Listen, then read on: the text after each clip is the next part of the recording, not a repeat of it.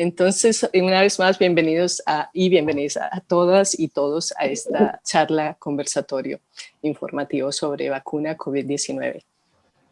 Bueno, muchas gracias. Gracias. Gracias. Lida, por la presentación. Gracias al doctor Filmus por hacer un alto en sus tareas y sumarse a esta importante ocasión en la cual vamos a compartir con parte de la comunidad latino-hispana de Toronto, pero no solamente de Toronto, porque también tenemos algunos invitados que están fuera del país, para poder, yo decía, todo lo que usted quiso saber sobre vacunas y nunca se animó a preguntar, ¿no? Robándole un título.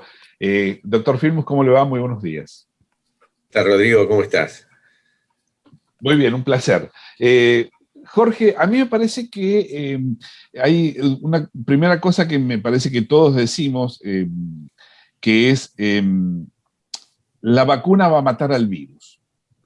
Y me parece que para poder entender, y aprovechando los estudios de bioquímica, doctor Filmus, ¿cómo sería esto de que el virus va a ser matado por la vacuna? ¿Es exactamente así o hay algo más que saber sobre esto? Bueno, eso es una expresión un tanto coloquial, no es estrictamente lo que ocurre. Es decir, lo que hace la vacuna es activar nuestro sistema inmune para que esté listo y preparado, y en caso de que efectivamente el virus nos infecte, ahí sí, nuestro sistema inmune va a matar al virus. Pero no es la vacuna la que directamente mata al virus, sino que es nuestro sistema inmunológico que ha sido activado por la vacuna. Entonces, ¿es absolutamente necesario que nosotros nos pongamos la vacuna para poder controlar el virus? Así es. En estos momentos, si a uno le preguntan, porque estamos en medio de una pandemia, ya llevamos más de un año, una pandemia que obviamente nos ha afectado a todos. Yo creo que no conozco a nadie cuya vida no ha sido alterada, para peor, a través de esta pandemia. No podemos encontrarnos con nuestras familias, no podemos ir a ver un partido de fútbol, a hacer un asado con los amigos. Realmente nos ha afectado a todos en muchísimos aspectos. Y todos queremos terminar con esta pandemia. Y realmente la única forma de terminarla es que nos vacunemos todos. No hay otra forma. He participado en este tipo de conversaciones ya bastante, y cuando alguna gente pone dudas con respecto a la vacuna, yo le pregunto, bueno, está bien, entonces, si no es la vacuna, ¿cómo vamos a terminar con esta pandemia? Y no hay respuesta, esa es la verdad. No hay otra forma de terminar con la pandemia, sino es a través de la vacunación de todos nosotros. Bueno, 1.000.000 de gracias por la presentación, doctor Filmus. Ha sido extraordinariamente didáctica, pero tengo una última pregunta y es más o menos general con respecto a sus observaciones y a nuestra comunidad en particular acá en Toronto, en Canadá.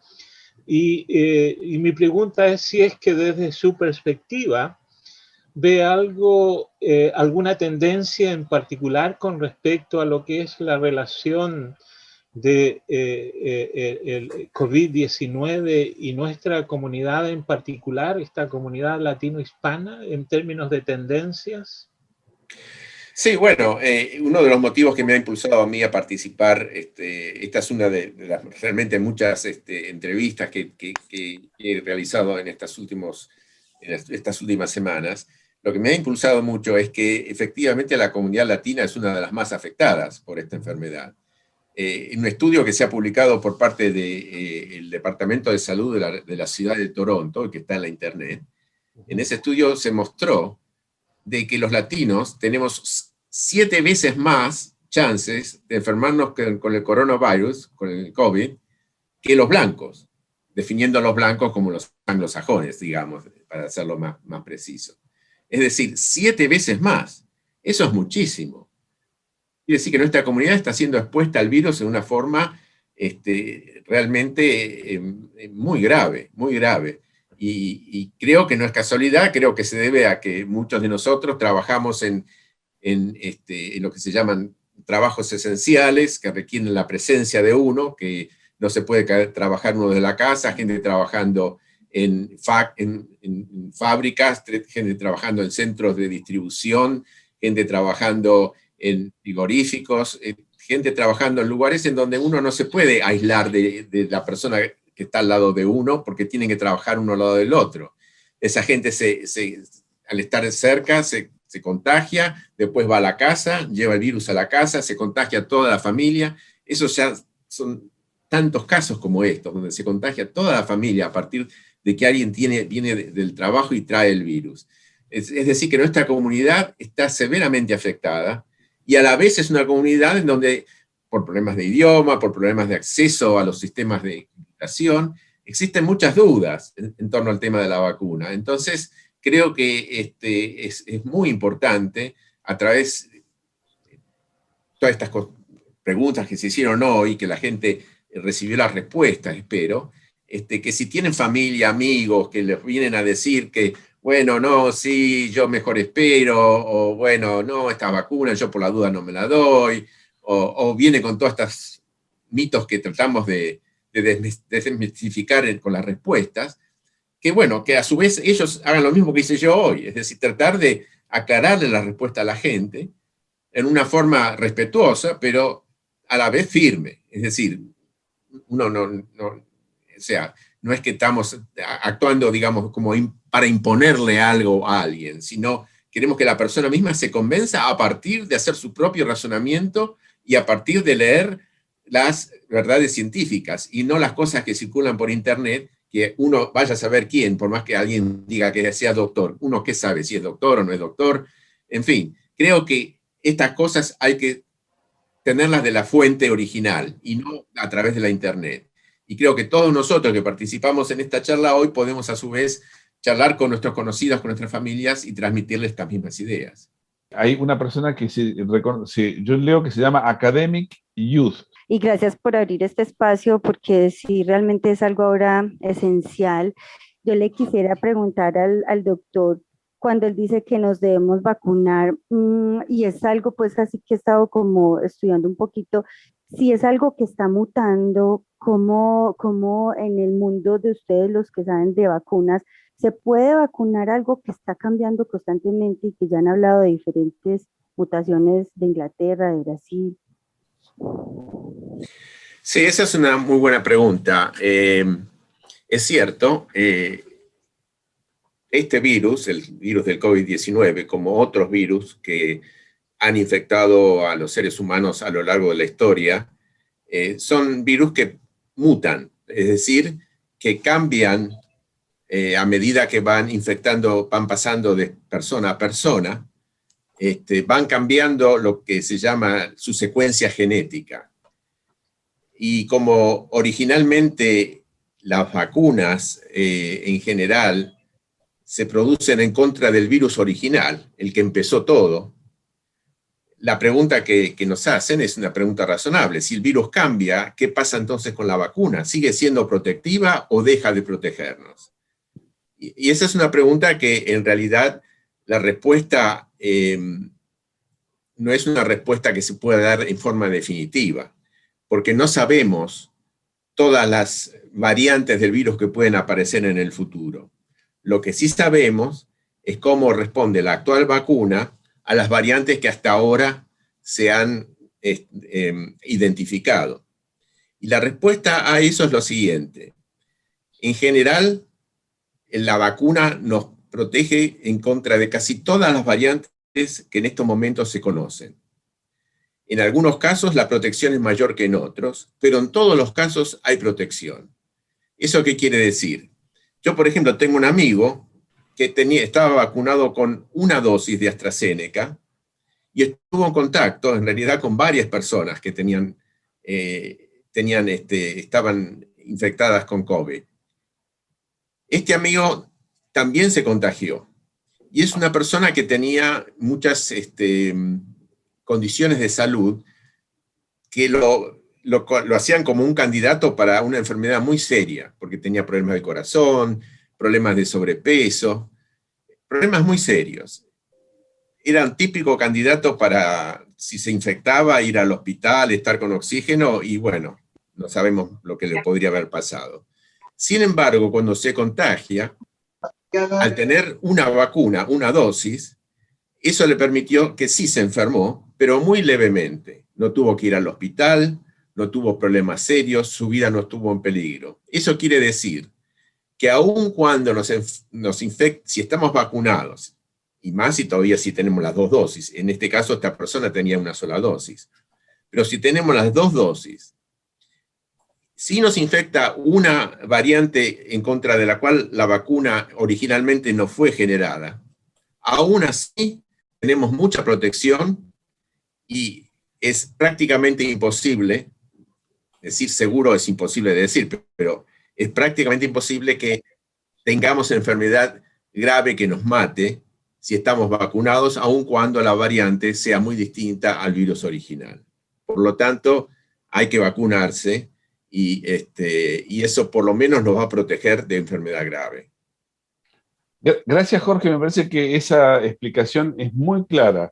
Vacunarse es bueno porque no nos va a llevar al hospital y nos va a dejar más lejos de la muerte, por lo menos por ahora, ¿no? Esto me parece que... Quiero decir que al contrario, yo tengo un amigo que no tuvo COVID y después de la vacuna, de la primera dosis, le dio COVID y se murió.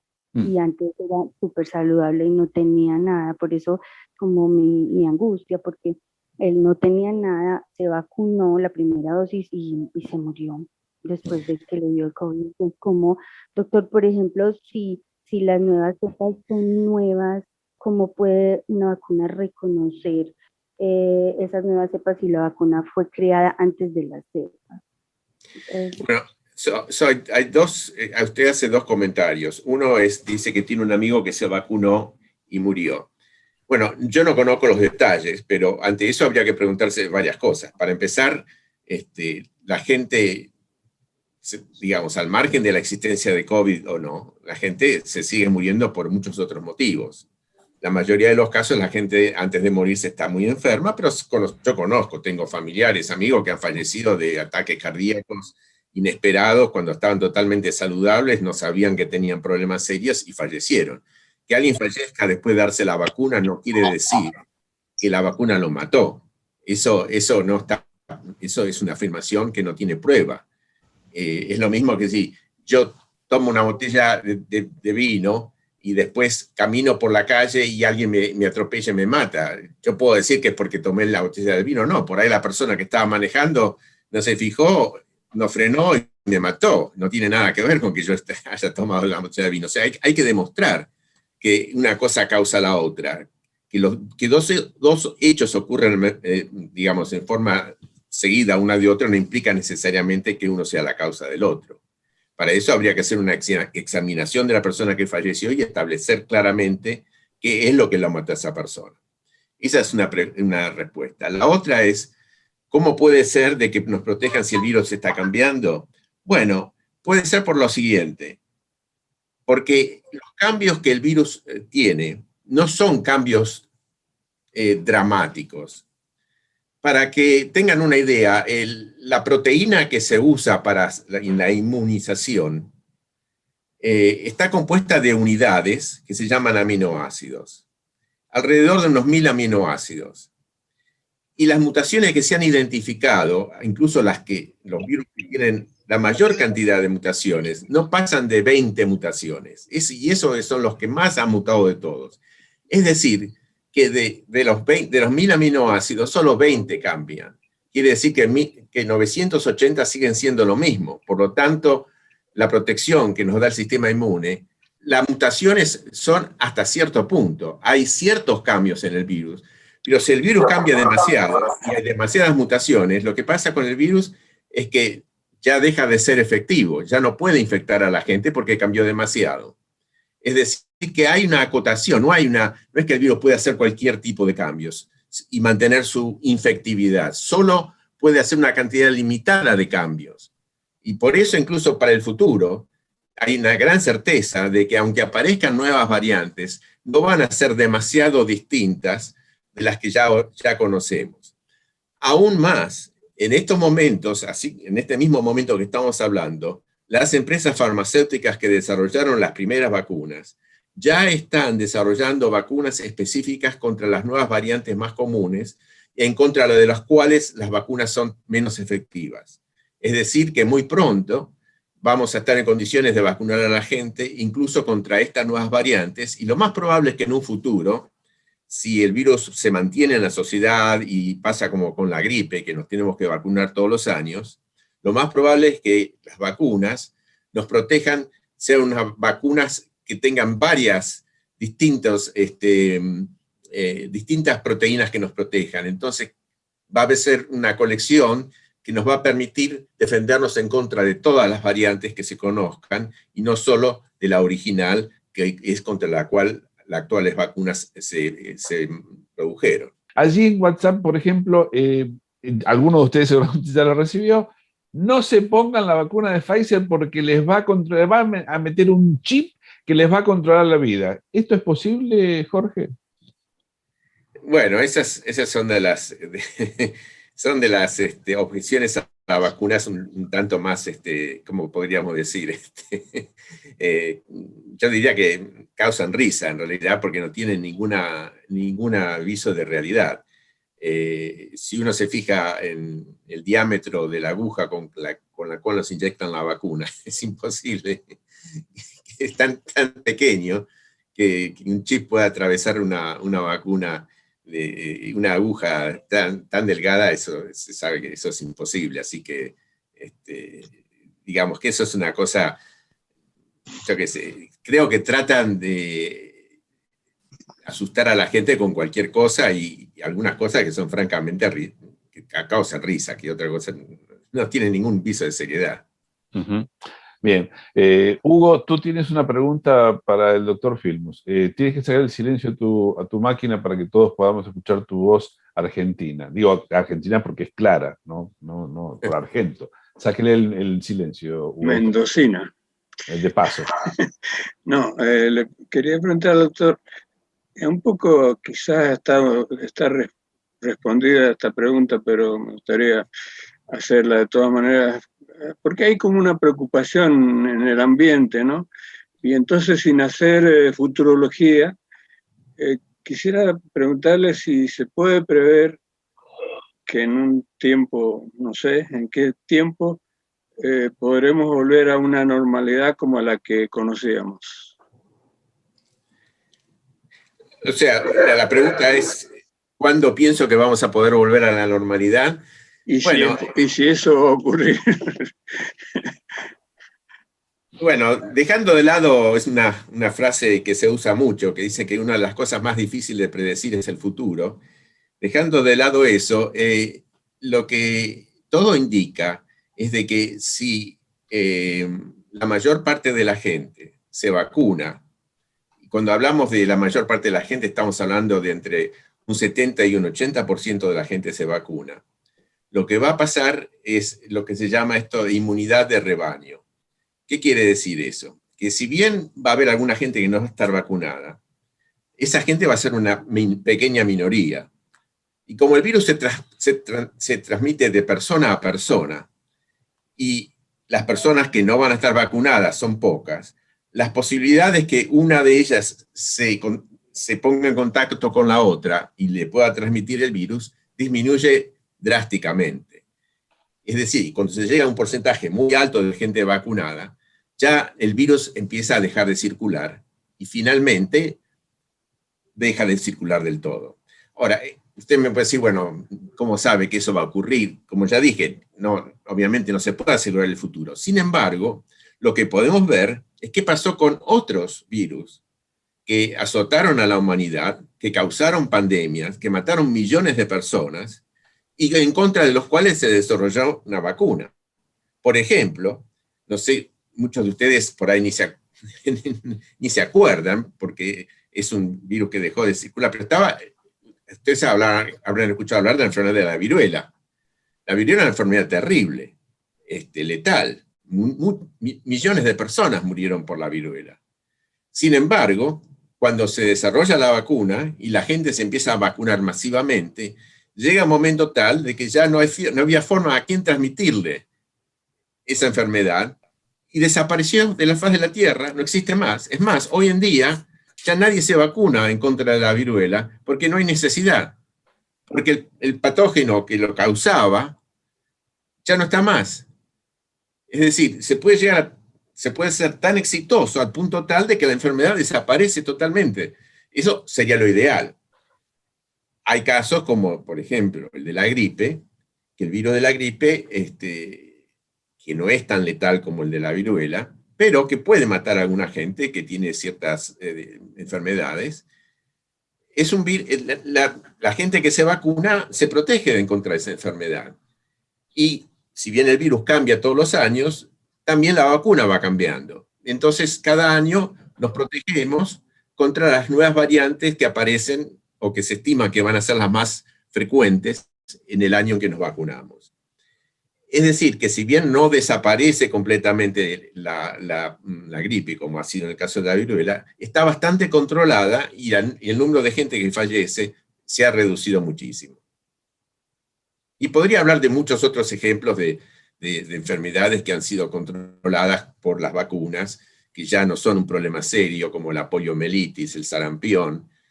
La verdad es que no hay ningún invento de la ciencia médica, ninguno, que haya salvado tantas vidas a lo largo de la historia de la humanidad como las vacunas. Estamos hablando de millones y millones de personas que se han salvado gracias a las vacunas. No hay nada que haya hecho más por la humanidad que las vacunas.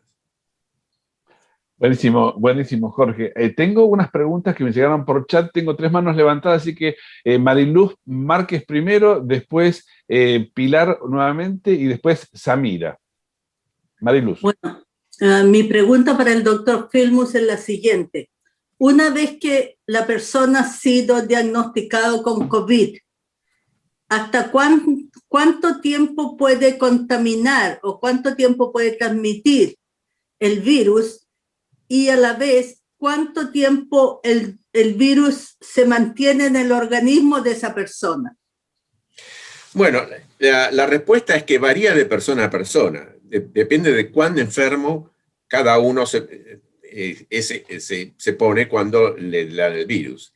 Pero como regla general, y porque luego de estudiarse muchos casos, se ha determinado que luego de 2 semanas el virus ya desaparece. Es decir, que los médicos autorizan a la gente a salir, a romper el aislamiento que tenemos que cumplir si tenemos el virus por 2 semanas, porque se estima que después de 2 semanas el virus ha sido muerto y no estamos en condiciones de transmitírselo a otra persona. En algunos casos el virus desaparece antes, pero las 2 semanas es para ser cauteloso y no correr el riesgo de que en alguna persona todavía quede algo de virus. Entonces las 2 semanas se ha establecido, se ha estudiado esto, es un plazo prudente. Pero también me han dicho de que el virus dentro de la persona, sin contaminar, puede ser detectado hasta 3 meses. ¿Es cierto eso? Eso es cierto, y eso se debe a que el sistema que utilizamos para el test que se usa para diagnosticar el virus, es un test que también puede identificar pequeños pedacitos del virus. Es decir, que si bien el virus está muerto y no puede infectar a nadie, es como que quedaran, cuando alguien muere queda el esqueleto. El esqueleto no es la persona viva, pero uno puede encontrar el esqueleto. Bueno, en este caso, el test permite detectar pedacitos de virus que siguen dando vuelta por el organismo, pero que ya no tienen capacidad ni de enfermarnos a nosotros, ni de infectar a otra persona. ¿Vieron por qué Jorge Filmus es buen profesor? Lo explica claramente. Pilar, es tu turno. Gracias, Rodri. Doctor, 3 cositas en una. Cuando usted dice, pues, del diámetro de la aguja, que no se puede decir, yo no sé eso, pero lo de la nanotecnología, que usted nos puede aclarar un poquito, porque si de eso se tratara, no necesariamente tendría que ser el diámetro, porque en el líquido podría estar cualquier otro agente, pero no sé, que usted nos pueda aclarar qué es eso de la nanotecnología en este tipo de vacunas. Y también ¿Por qué se dice que no son vacunas? Usted lo que acaba de decir de las vacunas es exacto, las vacunas inmunizan, pero según esta doctora Karina, yo no sé si usted la conoce, Karina Acevedo White House, ella dice que no son vacunas, que se les puso el nombre de vacunas como para tener un consenso en la comunidad, pero que es una medicina justamente de ARN, que no es vacuna como tal. Usted nos aclara. Y lo otro de la inmunidad de rebaño. Con respecto a la primera pregunta, la nanotecnología es una tecnología que efectivamente puede producir cosas que son muy pequeñas.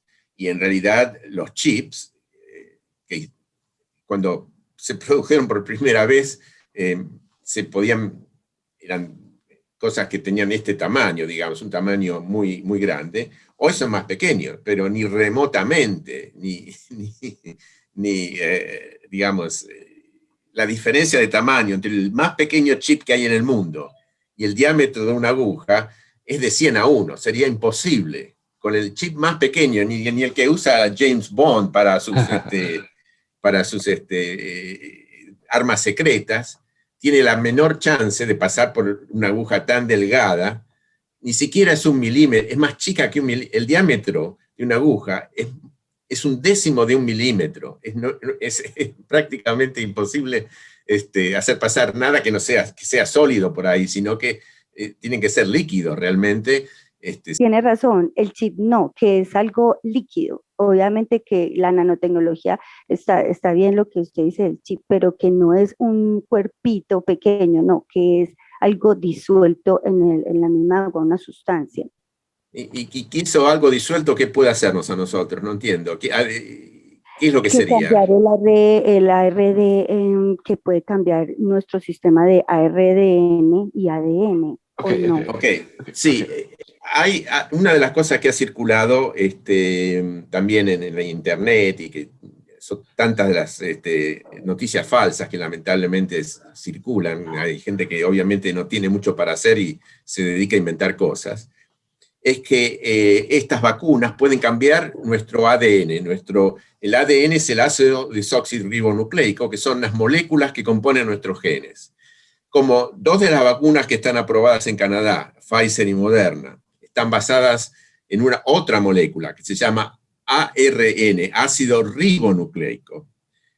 Algunos, especulando con que las palabras son parecidas, tratan de engañar a la gente diciendo de que como es una palabra parecida puede reemplazar a nuestros genes. La verdad es que es como mezclar agua y aceite. El ácido ribonucleico es totalmente distinto al ácido desoxirribonucleico, que es el que forma nuestros genes. No, el ácido ribonucleico, el ARN, no tiene ninguna posibilidad de insertarse en nuestros genes porque es una molécula muy distinta a las moléculas que forman parte de nuestro genoma. Por lo tanto, eso es otra invención que no tiene sentido. Jorge, me parece que es interesante aprovechar esta pequeña aclaración, porque generalmente este tipo de teorías toman algunos elementos que son reales. Por ejemplo, hablan de el ácido desoxirribonucleico versus el ácido ribonucleico. Están tomando una parte de la verdad, digamos, ¿no? Y sobre esas partes de la verdad se construyen mentiras que son muy, muy peligrosas y dañinas, ¿no? Porque tenemos que lograr que la inmunidad de rebaño esté lo más cerca nuestro para poder volver a la vida normal. Pero 2 de las vacunas utilizan la tecnología del ARN mensajero. Entonces, la palabra mensajero es la que se utiliza para decir, te están metiendo un mensaje vía chip, vía nanotecnología, pero en realidad son mentiras basadas en algunas palabras o en algunas cosas que uno escucha. ¿Sí? Así es. Tratan, claro, la mayor parte de la gente no conoce estos temas, son temas muy especializados, solamente gente que ha estudiado estos temas los conoce en detalle. Entonces hay algunos que especulan con la ignorancia de la gente en este sentido para tratar de, como decimos en español, vender gato por liebre, o sea, de confundir a la gente especulando con algunas palabras que suenan parecido, o cambiándole el sentido a ciertas palabras. Cuando se habla de RNA mensajero, no es porque de alguna forma se pueda hacer de contrabando, infiltrar nuestro organismo y controlarnos. La palabra mensajero es porque, y no quiero entrar en mucho detalle, pero nuestro genoma codifica proteínas. Es decir, nuestras células, a partir de leer el genoma, pueden producir las proteínas que son las que constituyen las estructuras de nuestros organismos.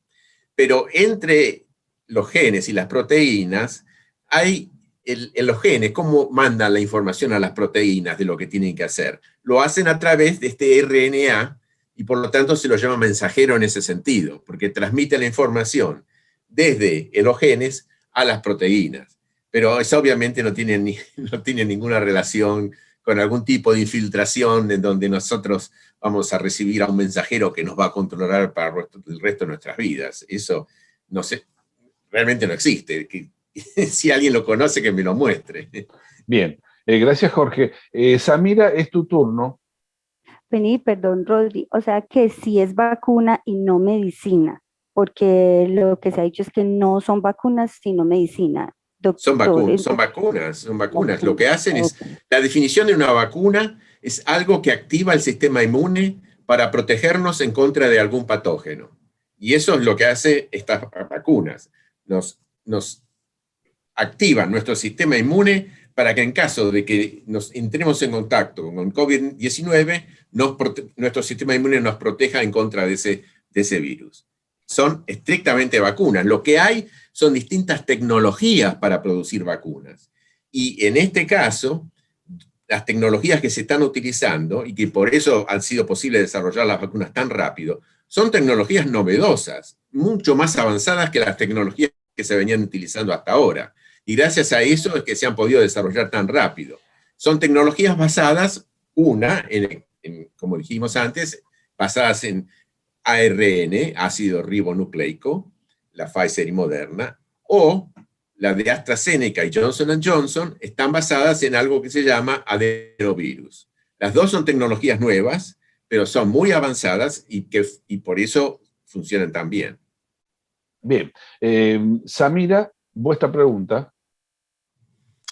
Hi, ya yo iba a hablar en inglés, perdón.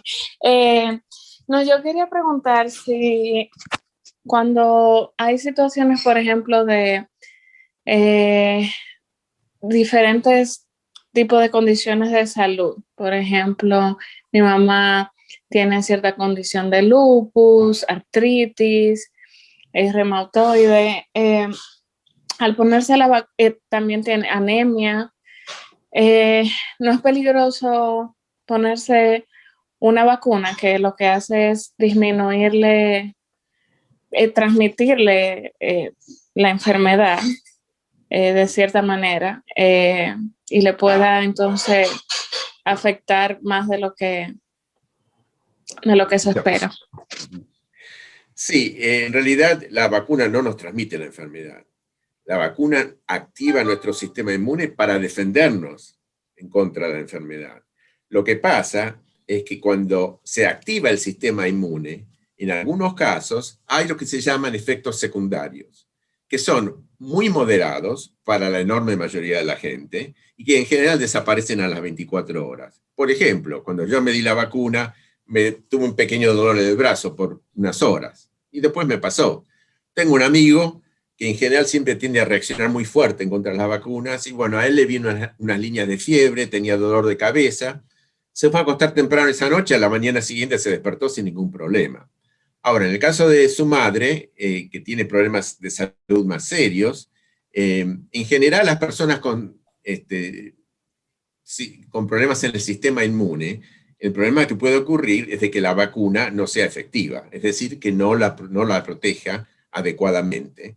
Y eso, en esos casos, lo que tiene que hacer esa persona es hablar con su médico de familia y consultarlo, si vale la pena o no tomar la vacuna.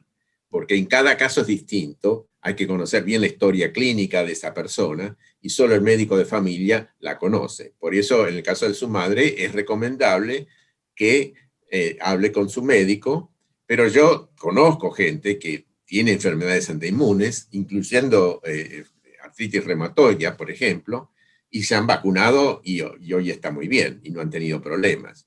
Pero siempre es mejor prevenir que curar, entonces, digamos, una llamada al médico no cuesta nada, el médico conoce a su mamá, sabe lo que tiene, todos los detalles y le va a decir lo que corresponda.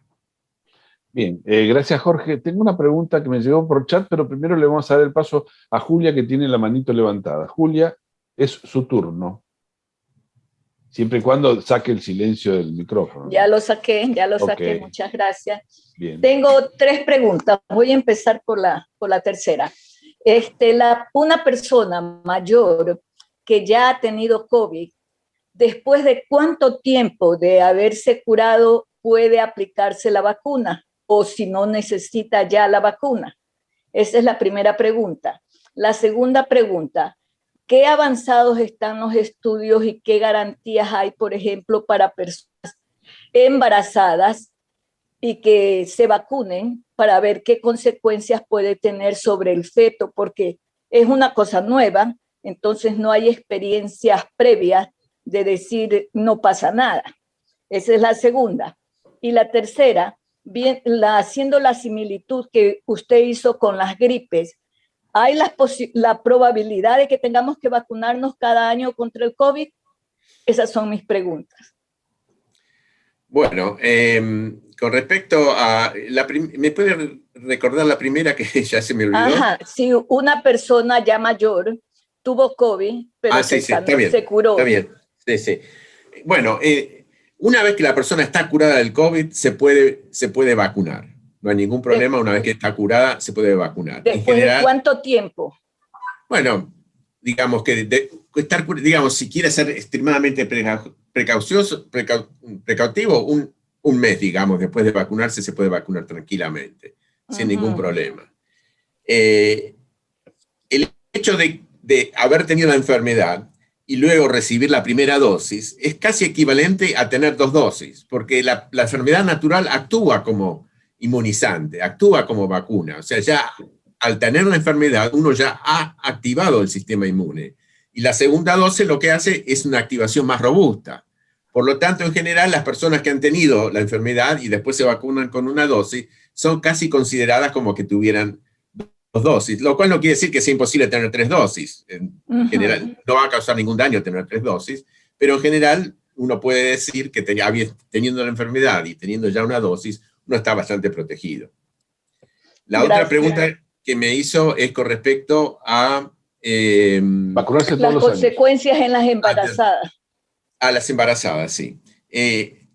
Hoy en día, porque ustedes saben que ya se han vacunado en el mundo más de 1.000 millones de personas. 1.000 millones de personas, o sea, es una cifra enorme. Y obviamente, entre estos 1.000 millones de personas que se han vacunado, hay muchísimas embarazadas, muchísimas. Y hoy ya sabemos de que no hay ningún problema. En realidad, las personas embarazadas es mejor que se vacunen, porque lo que sí se sabe es que estas personas, si les agarra el COVID, les agarra más duro que a las personas que no están embarazadas, en general. Por lo tanto, es altamente recomendable que si alguien está embarazado, se vacune lo antes posible. Lo que usted quiere decir es que es mejor que se vacune y que ya hay casos en que ha nacido el bebé y no ha sido afectado físicamente, pero el desarrollo de un niño, de un bebé, significa un largo periodo, entonces no se sabe a ciencia cierta lo largo qué efectos tiene. Lo hago esta pregunta en relación que antes hubo la talidomida para las náuseas de las mujeres embarazadas y después se reconoció que era pero fatal porque se nacían niños con deformidades. Así es. La verdad es que además de que la experiencia que tenemos ya con las vacunas contra el COVID, en donde, como dijimos, ya hay gente embarazada que ha tenido los hijos y los hijos han nacido normalmente, lo que usted dice es cierto, no sabemos qué puede pasar dentro de 5, 6, 10 años. Sin embargo, lo que sí sabemos es lo que ha pasado con otras vacunas. No con una vacuna en particular, sino con todas las vacunas que se han dado a lo largo de la historia de la humanidad, que son muchísimas. Y la respuesta a eso es que estas vacunas no han causado ningún daño en el desarrollo de las personas cuyas madres habían sido vacunadas. O sea que tenemos una enorme experiencia en cuanto a que las vacunas en general no causan ningún daño al embrión y digamos, que después se va a convertir en una persona. Es más, en algunos casos se sabe que la protección que la madre desarrolla se le transmite al hijo, y el hijo ya nace, parcialmente por lo menos, protegido en contra de esa enfermedad. O sea que es en realidad una ventaja. Y la tercera era la de la gripe, si es que hay necesidad de vacunarse anualmente. Sí, todavía no tenemos la respuesta definitiva para esto, pero la gente que más entendida del tema, habiendo visto cómo el virus puede evolucionar, se estima de que es una posibilidad. No es algo seguro, pero es una posibilidad de que en el futuro tengamos que vacunarnos todos los años en contra del COVID, como se ha hecho con la gripe. Pero bueno, se ha hecho con la gripe, se va a poder hacer con el COVID, no veo por qué no se puede hacer.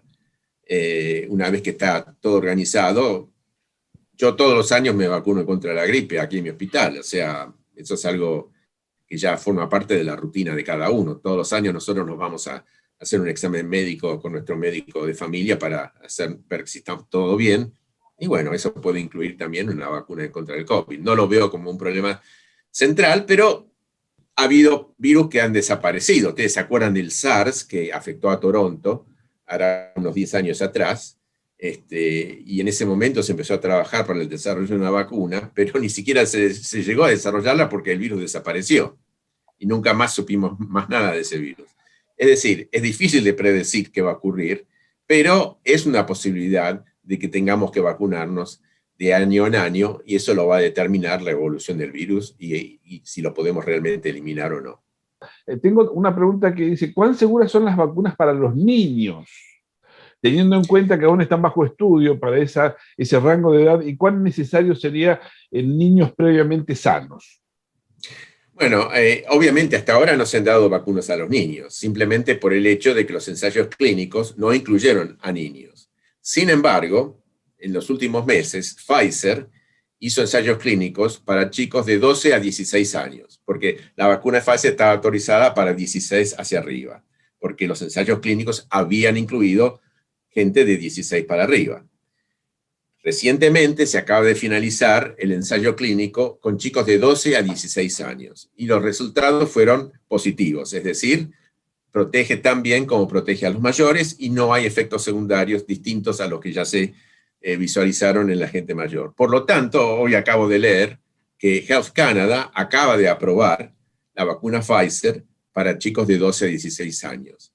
Y en la medida en que se hagan más ensayos clínicos con chicos aún más pequeños, poco a poco estoy seguro que se van a ir aprobando de edades cada vez menores para que en última instancia estemos todos protegidos en contra de este virus. Gracias.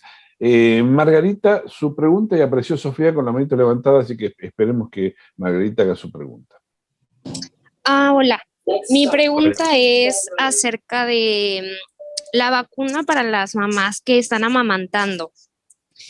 ¿Seguro para el bebé, para mí? Quisiera saberlo. Sí, bueno, como dijimos antes, no hay problema. Ya con los millones de casos que hubo de gente vacunada, ciertamente ha habido un número muy grande de gente que estaba embarazada, que después tuvo el hijo y que después amamantó, y hasta ahora no se ha comunicado en la literatura científica ningún caso de efectos serios o que sugieran de que eso es algo que no se debería hacer. Desde ayer el Hospital San Joseph está vacunando o digamos abrió la posibilidad de que las mujeres embarazadas puedan vacunarse, desde ayer. O sea que ya hay un indicio de que esto no produce ningún efecto secundario. Sofía, es tu turno, adelante. Ok, sí, mi pregunta, muchas gracias Rodrigo, va en línea con este tema de las supuestas añadiduras a las vacunas. También se escucha que a las vacunas de ARN mensajero les estaban añadiendo transcriptasa inversa y los codones para que esta fuera activada y así se pudiera hacer ese intercambio de ARN a DNA. Entonces, mi pregunta era como hacia cuáles son esos entes de vigilancia, porque también la gente dice, bueno, las grandes farmacéuticas tienen a los gobiernos en los bolsillos, entonces, ¿cómo se hace este proceso de vigilancia para que esos temas de supuestas añadiduras se controlen y no sucedan?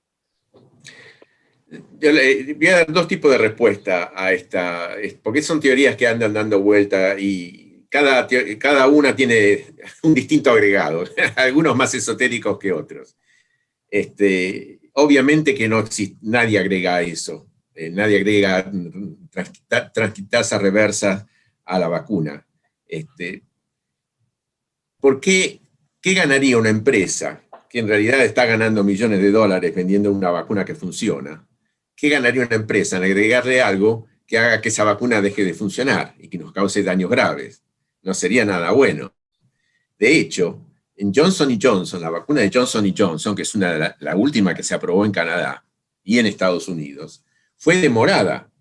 ¿Por qué fue demorada? Porque una inspección del gobierno en Estados Unidos de una planta productora de esta vacuna determinó de que en algunas partes de la producción, de la planta productora, no se mantenían los niveles de limpieza que se requerían, que son extremadamente estrictos, porque tiene que ser todo realizado en condiciones de absoluta esterilidad, no es ya limpio, sino que no tiene que haber ningún patógeno en todo el área en donde se está produciendo la vacuna. Yo los conozco porque yo trabajé por 1 año y medio en una empresa que fabricaba vacunas. Son muy, muy demandantes, todos los criterios, la gente está con doble vestido, con dobles, hay sistemas de extracción de aire, son sistemas muy, muy, muy exigentes. Y pequeñas fallas de ese sistema son suficientes como para que los gobiernos impidan o frenen la difusión de una vacuna que ha sido producida en condiciones que no cumple con todos los requisitos. Y por eso es que actualmente está demorada la vacunación con Johnson & Johnson. No, Johnson & Johnson o Pfizer, si bien tienen mucho dinero y son empresas que tienen mucha influencia, y no lo voy a negar, no ganan nada. Ellos ganan si la vacuna de ellos funciona. Si no funciona, y si mata a la gente, obviamente la gente va a dejar de usarlas. Ellos lo que más quieren es que las vacunas funcionen. Y cualquier problema que sugiere, inmediatamente uno ve como las acciones de esas empresas, cuando en AstraZeneca se descubrió el problema de los coágulos y toda esta historia, inmediatamente las acciones de la empresa fueron para abajo. O sea, no los benefician para nada. No tendría sentido hacer algo a propósito para perjudicar a la gente que se vacuna. Eso es algo que no carece de sentido, si alguien se pone a pensar seriamente en esto. Bien, tengo una duda, dice uno de los participantes: si una persona no tiene síntomas, pero sí tiene COVID y sin saberlo, esta persona toma la vacuna, ¿cuáles serían las consecuencias? No, digamos que alguien que no tiene síntomas y no sabe y se vacuna, lo peor que puede pasar es que tal vez la vacuna no sea tan efectiva como sería en alguien que no está enfermo. De todos modos, claro, como esto no se hace, no hay ensayos clínicos donde uno pueda probar esto, no sabemos la respuesta estrictamente. Por ahí la vacuna funciona igual como con cualquier otra persona. Por ahí da lo mismo. Pero como no sabemos, es mejor, ante la duda, abstente, dicen, entonces mejor esperar a que la persona se cure, si sabe que tiene COVID, por supuesto. Es muy probable, yo diría, después de haber vacunado a 1.000 millones de personas, es muy probable que haya habido alguno que se vacunó teniendo COVID sin síntomas. Es probable, pero hasta ahora no hemos escuchado nada de que haya habido problemas con eso. Bien, hay una aclaración: los anticuerpos de la madre pueden proteger al hijo, ¿verdad? Eso, en teoría, es así. En teoría sabemos que en general, por eso se dice que es tan bueno amamantar. Cuando la madre está amamantando al hijo, le está transmitiendo los anticuerpos que ella misma desarrolló en contra de las enfermedades a las cuales ella se expuso. Por eso es la recomendación, si uno puede, si la madre puede, lo mejor, en lugar de darle leche artificial, es darle su propia leche. Y es casi seguro de que si la madre tiene anticuerpos contra el COVID, se los va a transmitir a su hijo, sí. Bien. ¿Es posible que las vacunas tengan efectos adversos a largo plazo que aún son desconocidos? La respuesta estricta a esa pregunta, si se aplica al COVID-19, la respuesta es no sabemos, porque hasta que no transcurra el tiempo no lo vamos a saber. Pero lo que sí sabemos es lo que ha pasado con otras vacunas. Y lo que en general se ha establecido en la experiencia de decenas de vacunas, que hoy en día todos los chicos se vacunan con un montón de vacunas en los primeros años de la vida. Lo que sí sabemos es de que en general los efectos severos se manifiestan en las primeras 2-3 semanas. Si no pasa nada en las 2-3 semanas, después ya no ocurre más nada. Así que, si bien estrictamente yo no puedo responder a esa pregunta en forma categórica y definitiva, porque la única forma de responderla es esperar que el tiempo transcurra, lo que sí puedo decir es que basado en las experiencias con las vacunas anteriores, no va a haber efectos serios. Estimamos que no va a haber efectos serios a largo plazo. En Canadá tenemos 4 vacunas disponibles. La vacuna de AstraZeneca, la vacuna de Pfizer, la Moderna y la de... Me quedé ahí, porque la otra es la de Johnson, que todavía no está disponible. Johnson, sí, bueno, fue aprobada, pero después está en suspenso. Ok, dado que hay 3 vacunas, yo puedo ir al vacunatorio y decir, deme la de AstraZeneca. ¿Es así? Actualmente no. Actualmente no. Tal vez más adelante o para el año que viene, si hay que darse la vacuna otra vez, sea posible eso. Pero como ahora todavía hay un suministro limitado de vacunas, lo que todos dicen es, la mejor vacuna es la que te puedas dar. Ok, yo me di la vacuna de AstraZeneca, la primera dosis, y ahora en la farmacia de la otra cuadra están poniendo la de whatever. ¿Puedo ponerme una de una clase y después una segunda de otra clase? Eso se está estudiando en estos mismos momentos y vamos a tener la respuesta pronta. Hay ensayos clínicos que se están haciendo en Inglaterra, en donde se está mezclando vacunas y se está viendo cómo funcionan. Pero todavía no tenemos la respuesta de esto, va a haber que esperar un poco. Y una vez que tengamos una respuesta, ya actuaremos de acuerdo a lo que es los resultados de los ensayos clínicos. Se habló mucho de la vacuna de AstraZeneca y la posibilidad de tener coágulos. ¿Cómo hago yo para, si me di la vacuna de AstraZeneca, saber si estoy teniendo un coágulo? Bueno, en general los coágulos se pueden formar en el cerebro y en el pulmón, que es en los lugares peligrosos, digamos, en donde se pueden formar los coágulos. Entonces, por ejemplo, si uno tiene mareos, dolores de cabeza que no se van, que permanecen a pesar de que uno toma Tylenol o aspirinas, si uno tiene dificultades para respirar, en ese caso lo que se sugiere es rápidamente ir a emergencia del hospital para examinarse. ¿Cómo se mide la efectividad? Si el objetivo es que no te enfermes gravemente o te mueras, pero no el que no te contagies. No, bueno, se puede medir la efectividad con respecto a cada una de esas cosas. Por ejemplo, en el caso de Pfizer, se sabe que una persona que tiene dos vacunas, las 2 dosis, está protegida en un 90% de enfermarse. Y está protegida en un 100% de enfermedad grave. De enfermarse significa de recibir el virus y de que el virus crezca en nuestro organismo. Pero está protegida en un 100% de enfermedad grave y de morirse. Es decir, y eso se sabe a partir inicialmente de los ensayos clínicos, pero ahora, como hay tantos millones de personas vacunadas, ya se sabe a partir de los datos de la vida real. Entonces, hay estudios publicados ya, por ejemplo, en Inglaterra, que es uno de los países que más ha vacunado, y se sabe de que protege 100% en contra de muerte y protege en un 70% en contra de transmisión.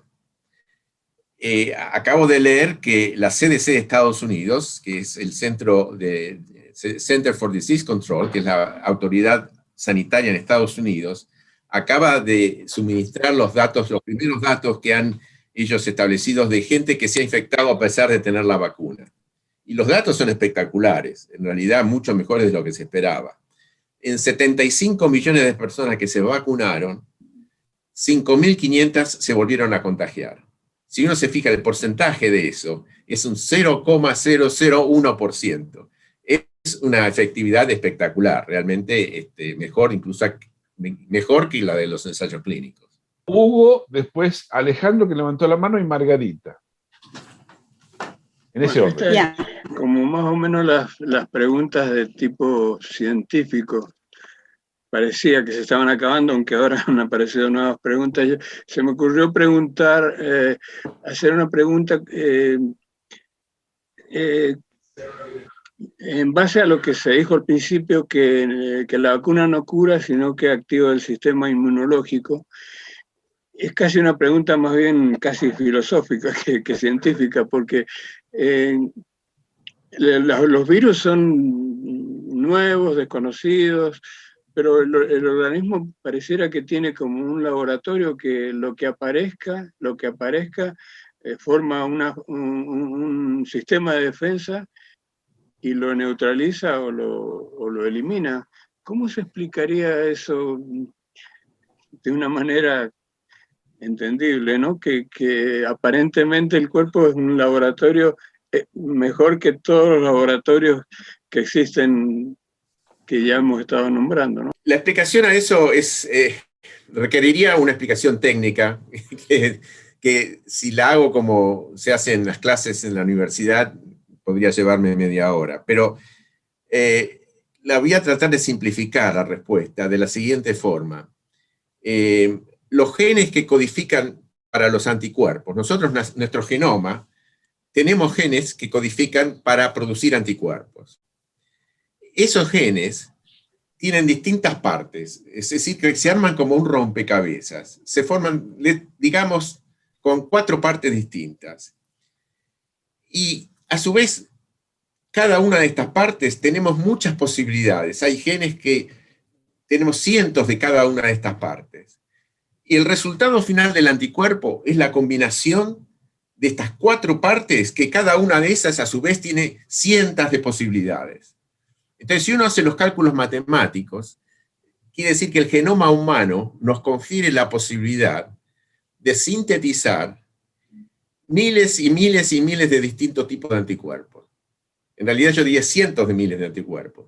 Por lo tanto, alguno de esos anticuerpos va a ser efectivo contra un virus en particular, porque tenemos tantos que alguno de ellos va a servir para frenar cualquier tipo de virus.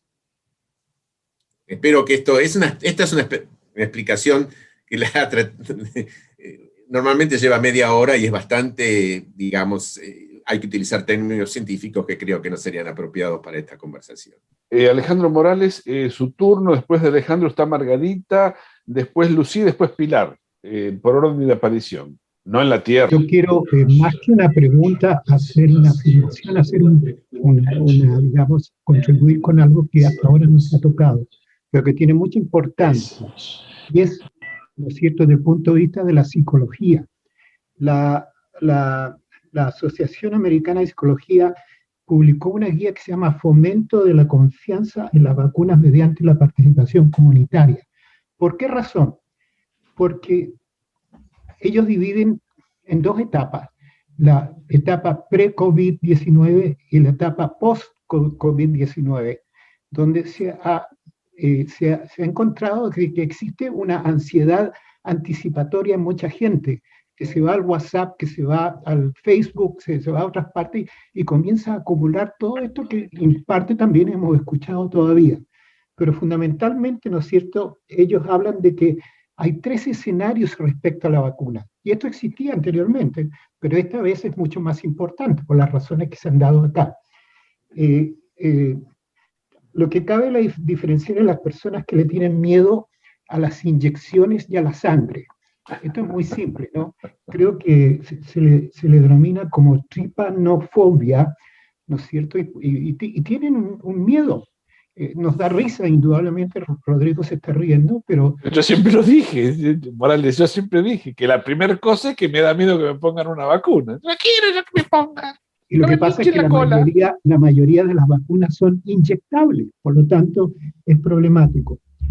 Ahora, hay otros que le tienen miedo a las vacunas por los posibles efectos secundarios, porque al escuchar, al ir a la internet, por ejemplo, hay médicos que me han dicho a mí, mire, de las entrevistas médicas que hacemos, la mitad de ellas la dedicamos a erradicar los mitos que escuchan o leen digamos, en la internet. Pero por último, ¿no es cierto? Hay gente que le tiene miedo a las vacunas en general, a otros que no le tienen miedo a las vacunas, pero sí le tienen miedo a la vacuna contra el COVID-19. De manera que es muy importante, y creo que el doctor Filmus lo ha hecho con mucha calidad, ¿no es cierto? Y con mucha claridad, mejor dicho, de que hay que considerar, ¿no es cierto? Hay que considerar las razones, es decir, hay que tener, digamos, lo que los psicólogos llaman, es importante que las reacciones no sean desproporcionadas, que se ajusten a la realidad del momento. Le agradezco nuevamente, doctor Filmus, porque yo sufro de ansiedad y he luchado contra ella, y creo que si uno hace un análisis correcto, se informa bien y escucha diferentes fuentes, pero fundamentalmente aquellas que tienen autoridad para hacerlo, la cosa se simplifica. Muchas gracias. Gracias, Alejandro. Gracias.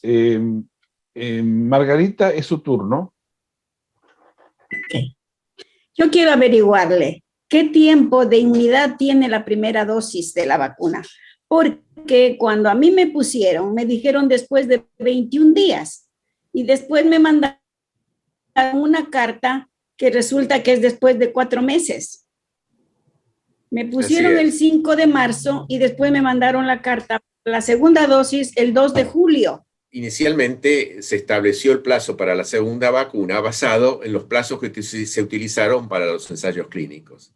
Cuando se hacen ensayos clínicos, y sobre todo cuando se tienen que hacer muy rápido, como se hicieron esta vez, uno no se puede dar el lujo de decir, bueno, probemos con una cantidad de pacientes un cierto tiempo, entre una dosis y la otra, con otra cantidad de pacientes un tiempo mayor, y así sucesivamente, a ver cuál es el que nos da la mejor eficacia. No nos podíamos dar de ese lujo. Entonces, lo que hicieron las empresas farmacéuticas es elegir un tiempo que, basado en experiencias anteriores con otras vacunas, se sabía que funcionaba. Y efectivamente funcionó. Eso no quiere decir de que otros tiempos, otros intervalos entre la primera y la segunda dosis no vayan a funcionar. De hecho, distintas vacunas que se están dando a los chicos o a los grandes, como por ejemplo hepatitis, tienen distintos tiempos de separación entre una vacuna y la otra. Cuando el gobierno de Canadá inicialmente pensaba que iba a tener rápidamente todas las dosis que había comprado, entonces estaba dispuesto, obviamente, a seguir las indicaciones de los ensayos clínicos, porque se sabe que eso funciona.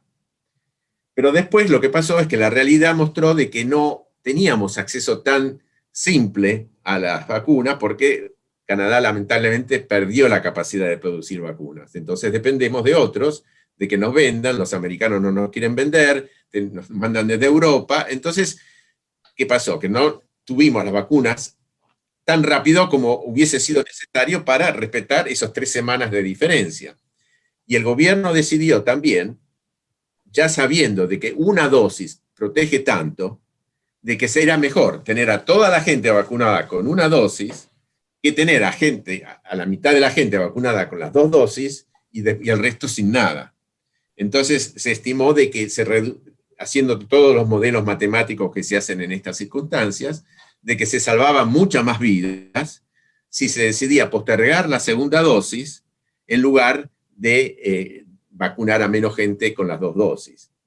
De todos modos, en algunos casos, algunas vacunas funcionan mejor con más separación entre la primera y la segunda dosis. O sea que no es descartable que cuando al final de todo, cuando se empiezan a comparar los resultados de la eficacia de las vacunas cuando se vacunaron entre 3 semanas y las que se dieron entre 4 meses, que al final descubramos, por ejemplo, que las de 4 meses eran mejores. No sabemos eso.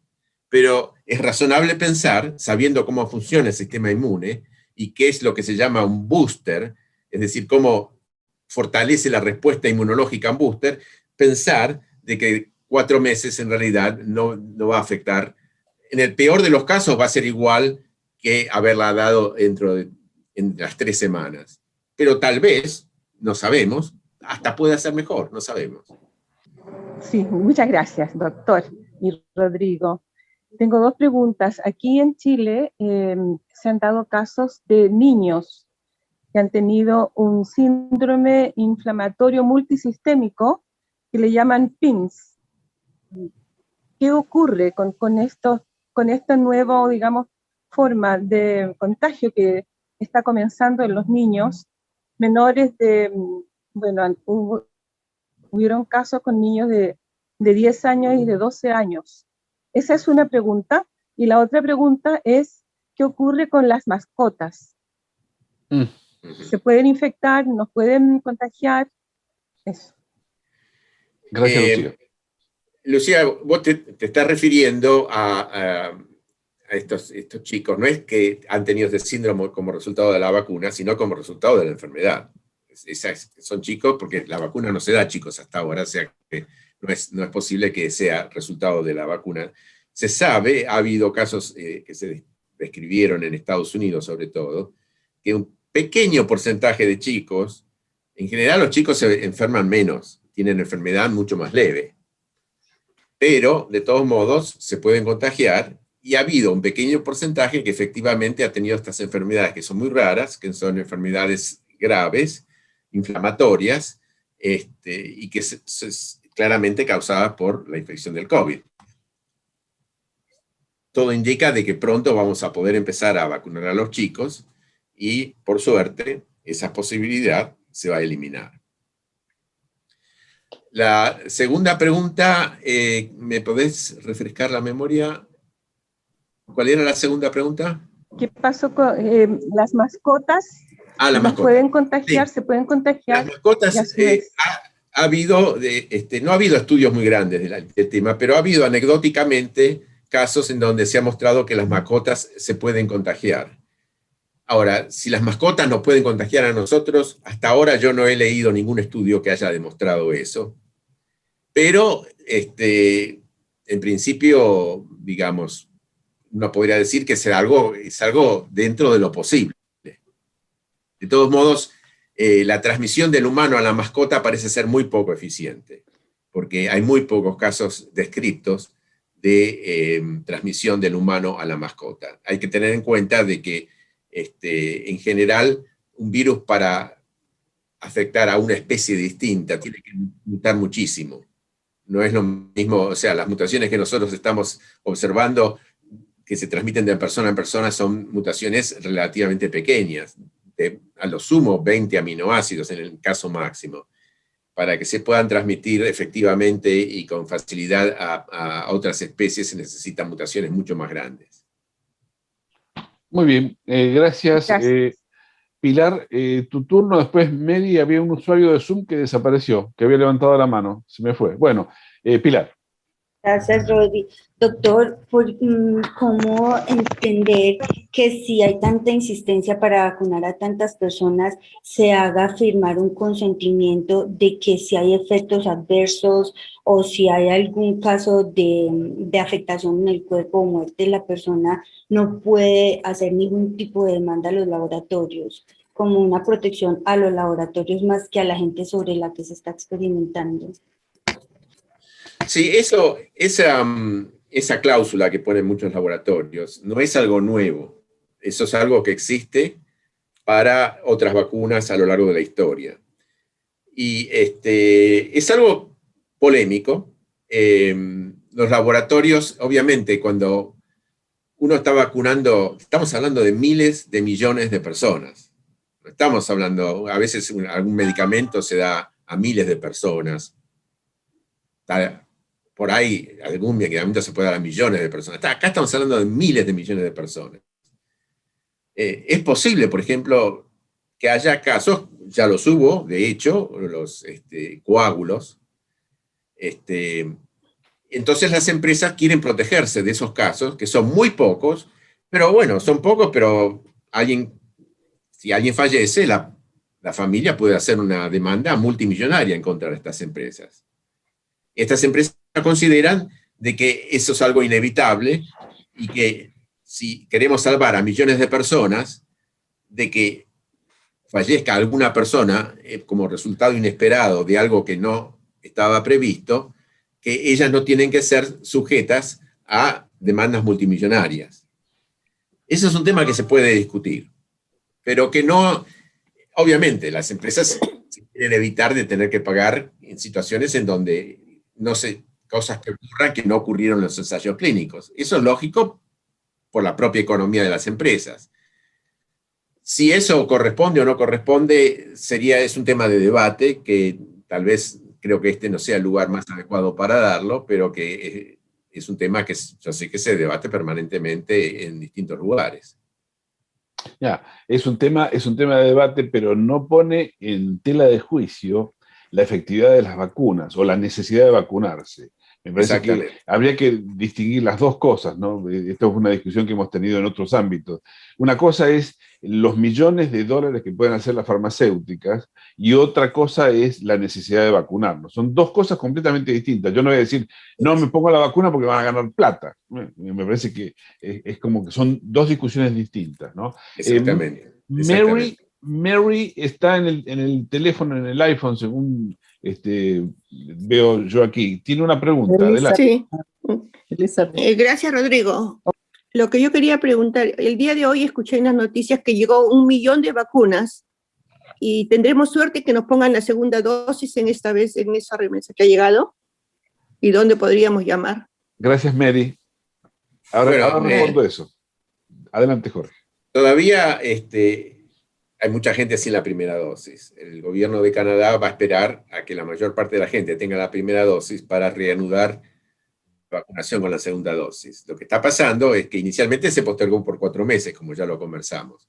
Como ahora el suministro de vacunas ha mejorado mucho, y en particular Pfizer está mandando 2 millones de dosis cada semana, se especula de que posiblemente todo el mundo o todo el mundo que se quiera vacunar va a tener la primera dosis antes de los 4 meses que inicialmente el gobierno había estimado. Si eso ocurriese, obviamente el gobierno va a empezar a llamar a la gente y a adelantar la segunda dosis. Gracias. Sí, que hay de 3 familias que los hijos, los niños del kindergarten han contaminado también a los padres y está dando a esa edad en las guarderías. Okay. No, bueno, se sabe que si bien los chicos tienen enfermedad más leve en general, y en general, por lo tanto, transmiten menos en general, no es que no transmitan y no es que no se puedan enfermar. Y no. Por eso es que en estos momentos, por ejemplo, en Ontario, las clases están cerradas. Las escuelas sí. No cerraron las guarderías porque la gente... porque tienen que ir a trabajar, o sea, es una situación complicada, muy difícil, y sabemos que hay gente que se resiste incluso a que se cierren las escuelas, no solo las guarderías. Bueno, los padres tienen que ir a trabajar y el gobierno decide de que entre las dos posibilidades, cuál es la más perjudicial para la sociedad, han decidido que mantener, es como lo que ellos llaman servicios esenciales, eso no se han interrumpido y consideran que la guardería es un servicio esencial. ¿Cómo hago para saber si tomé la primera dosis en una pop-up clinic? ¿Cómo hago para darme la segunda dosis? Bueno, el gobierno va a salir a anunciar, cuando se empiecen a dar las segundas dosis, los sistemas que va a utilizar, que seguramente van a ser los mismos. O sea, dependiendo la edad, dependiendo los barrios en los que uno vive, va a haber anuncios diciendo, bueno, de cierta hasta edad se puede vacunar en estos lugares. En los lugares en donde, por ejemplo, hay fábricas, por ahí vuelven a montar o continúan con las pop-up clinics que ya están montadas. Eso va a haber que esperar a las instrucciones del gobierno, pero lo más probable es que se utilicen los distintos esquemas que se han utilizado para dar la primera dosis. Bien, muchas gracias, Jorge, por esa respuesta. Hay una manita levantada de Cabañas.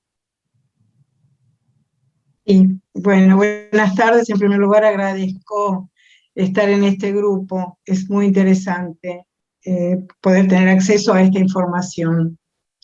Hola. Sí, la escuchamos perfectamente. Adelante. Perdón. Bien, perdón.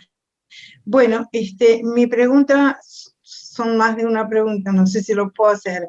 En el caso de una persona que ha contraído el virus, mi caso exactamente, ¿cómo saber a qué cantidad de cepas puede uno estar cubierto? ¿En qué cantidad de cepas puede estar cubierto? Porque aquí en Argentina han llegado otras cepas como Manaus o de Inglaterra, y entonces la duda sería si uno contrajo el virus y está, digamos, inmunizado para una cepa determinada, que es lo que yo supongo, o no. Esa sería la primera pregunta. Bueno, se sabe de que la protección que nos da la versión original del virus cubre otras cepas. No cubre todas las cepas, pero como dijimos antes, lo que sí cubre es enfermedad grave con otra cepa y muerte. Es decir, estamos bien inmunizados contra las cepas que son parecidas a la que nos inmunizamos.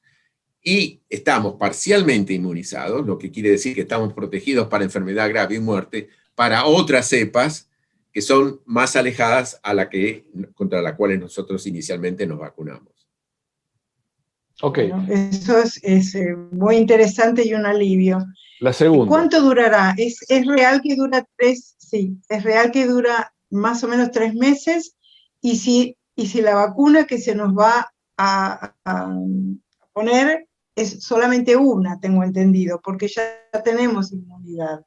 Y eso es la última. La duración de la protección todavía no se sabe, porque para eso hay que dejar transcurrir el tiempo, no hay otra forma de saberlo. Lo que sí se sabe es que por lo menos protegen por 8 meses, que es el tiempo que ha transcurrido desde que se han dado las primeras vacunas. O sea, por lo menos 8 meses. Puede ser más, pero hay que esperar, hay que tener paciencia. Bueno, Norma, muchas gracias por las preguntas, gracias por la participación. Yo sé que Norma está en un lugar fantástico, que no es Toronto, un lugar hermosísimo que todos debiéramos en este momento estar disfrutando. Gracias, Norma, gracias por la participación. No, gracias al doctor Filmus por ser tan claro en lo que dijo. Vamos a robarnos parte de esto y lo vamos a reproducir en la radio, vamos a generar diversos tipos de mensajes para que le lleguen a toda la comunidad y sigamos trabajando. A lo mejor invitarlo otra vez sería una buena idea si el doctor Filmus pudiera. Con todo gusto. Bien, le voy a dar el paso entonces para cerrar. Hay un mensaje que me dejó un oficial de salud de la ciudad que se tenía que ir, pero ella me dijo que tiene disponible la información de los lugares donde se están vacunando. Nosotros, muchos de los que participamos aquí en esta reunión, distribuimos permanentemente dónde se está vacunando en este momento. Hay grupos de WhatsApp, correos electrónicos, el boletín Línea 1 que hace el Consejo de Desarrollo Hispano, el trabajo que hacemos con Alejandro Morales en la radio. Bueno, en fin, estamos repartiendo esto, pero es bienvenido. Te puedo interrumpir un segundo. Yo me olvidé de decir algo que lo mencionaron al principio, que yo soy miembro de lo que se llama Latin American COVID-19 Task Force. Y hay un website que es latinoscovid.org. En ese sitio la gente puede ir, está todo en español, toda la información. En ese sitio está toda la información que uno puede recibir en español, sobre todo lo que hablamos hoy, toda la información. ¿Podrías repetir, por favor? Andrea. Sí. Ahí está, ahora vamos a ver. ¿Cuál es la Quería referir esta página de web de latinoscovid.org, latinoscovid.org. Ese es el sitio de la Latin American Task Force, y ahí todo lo que hablamos hoy lo van a encontrar ahí, la información en español, incluyendo información sobre vacunación, etcétera, etcétera, pero en español. Eso es muy importante que la gente tenga acceso a esto. Muy bien. Y además, incluso una de las cosas que va a hacer la Latin American Task Force está el 14 y el 15 de mayo, va a haber una clínica de vacunación para gente que no tiene documentación, para los latinos que no tengan documentación, y eso es algo también que va a salir la información en esta página. Buenísimo. Muchas gracias. Lila, todo suyo. Bueno, muchas gracias al doctor Filmus por esta increíble charla informativa, también al Latin American COVID Task Force, de donde es miembro el doctor Filmus. Gracias a Family Service Toronto por darnos el espacio hoy para esta charla. También gracias a a todas las organizaciones hermanas que nos han colaborado, a Mayra por su apoyo en el diseño de los folletos de las charlas, gracias a todos hoy, a las participantes y los participantes. Que estén muy bien y será hasta la próxima charla que tendremos ahora el 20 de mayo. Que es con un pediatra, con un doctor invitado, y es sobre la salud infantil y juvenil en tiempos del COVID-19, 20 de mayo a las 4 de la tarde. Muy bien, gracias, Lidia. Si me Fernando. permiten un segundito, disculpen que salte. Quería aprovechar esta oportunidad para anunciar esta encuesta que estamos haciendo con el Consejo de Desarrollo Hispano, que estoy tratando de mostrarles la imagen en un segundito, si me permiten. Ahí está. Bueno, 2 minutitos quería contarles nada más, ya aprovechando que hay tanta gente de la comunidad. Esta es una investigación que estamos desarrollando en el Consejo de Desarrollo Hispano, y que se dirige a conocer un poco lo que estábamos hablando antes, ¿no? La comunidad latina es definitivamente la más impactada por el COVID, pero previo al COVID también la comunidad tiene otros problemas de acceso a la salud. Lo que creo que el COVID ha hecho es mostrar desvelar un poco toda esta problemática que viene ocurriendo en la comunidad. Entonces, desarrollamos esta encuesta online, que es para conocer un poco cuál es la realidad esta de fondo que tiene la comunidad latina, en cuanto a las barreras de acceso a la salud, y también en cuanto a las percepciones que tiene sobre el COVID y cómo está afectando el COVID y cómo nos estamos informando sobre el COVID. Hablamos de todos estos mitos que están circulando por internet, por WhatsApp, por los medios, algunos medios. Entonces nos parecía importante conocer bien esta realidad para poder después, recomendar, organizar talleres informativos o recomendar políticas o lo que sea necesario y pertinente. En este caso, por eso quería compartirles esta encuesta que las pueden llenar, como les decía, online. Toma 10 minutos nada más, 100% anónima, no importa si uno tiene documentación o no, si tiene estatus o no. Queremos saber, en cuanto mayor cantidad de respuestas mejor, y no nos interesa identificar a nadie. De hecho, no hay que poner el nombre, solamente se pide el género, se pide los primeros 3 números del código postal, como para saber en qué barrio está la persona, como para ubicar a las personas que no responden, y nada más. Así que les quiero pedir a todos que por favor la completen. Sería súper importante para conocer justamente y para poder mejorar la calidad de vida de la comunidad en el largo plazo. Les voy a poner el link ahora en el chat. Si me dan un segundito. Tengo que dejar de compartir pantalla para eso. Ok, Fernando, ¿nos vas a dejar el enlace? Sí. ¿Nos vas a dejar el enlace en el chat? Le voy a dejar el enlace en el chat, solamente me faltaba este slide para agradecerle a todo el mundo por la participación. Y ahora les dejo el link, y por favor les pido que no solamente la completen, sino que además si pueden, la difundan lo más posible. Sería súper importante para todos nosotros. Buenísimo, se lo vamos a pasar también a la coalición que está trabajando en el tema de COVID para que la sumen también a su información. Allí está en el chat, está el link a la encuesta, así que si ustedes quieren pueden tomarlo. Si alguno de ustedes lo necesita, me pueden llamar por teléfono a mi teléfono en Family Service, que es 416-755-5565, extensión 438. Es bien complicado el número, pero allí pueden obtener la información. Nada más, nos fuimos, tenemos que dejar en libertad al doctor Jorge Filmus, que lo tuvimos preso durante 2 horas aquí. Gracias, Jorge, un abrazo. Otro para vos.